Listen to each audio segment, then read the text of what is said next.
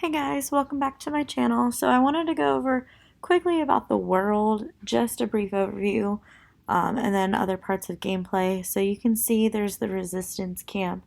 So this is for those that want to support like Ray and the resistance. Black Spire is where you're going to find scoundrels, and that's where you're going to be able to buy like the majority of like your food and items.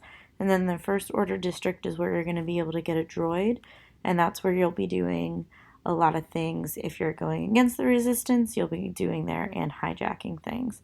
So the main part with this pack is you have some like missions. This is where if you're doing something for scoundrels, the first order, or the resistance, you'll see it there. And then your aspiration is second. And then this section right here actually shows you your reputation with the resistance, first order, and scoundrel.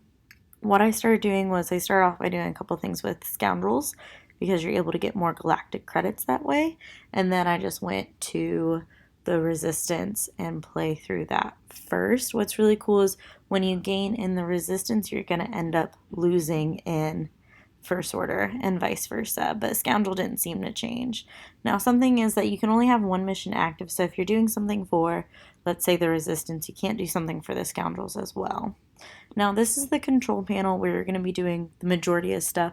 This reminds me of Jungle Adventure, where you have a couple options and they can be negative or good, and the fact that you can analyze the objects so that way you can determine what's good and what's bad. So this is my sim right here.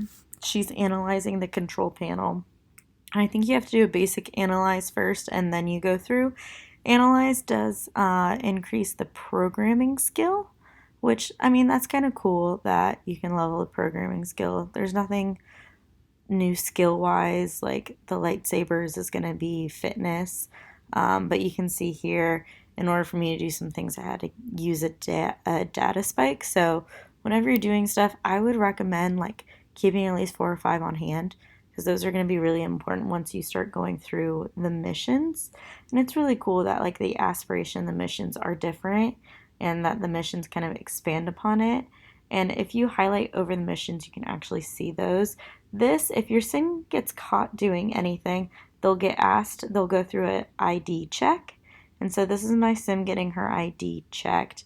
Because she has a neutral reputation at the beginning, it's not a big deal, but later on when you start having a negative and a well-known reputation in the negative, you can get into a fight and then they can end up taking you to like a back room. It is a rabbit hole, but they end up interrogating you and you get a negative moodlet.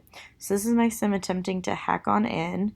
Now if you do like a hack and then you cancel it, it will use a data spike. And then this, I was like, hey, he walked by but didn't check my ID.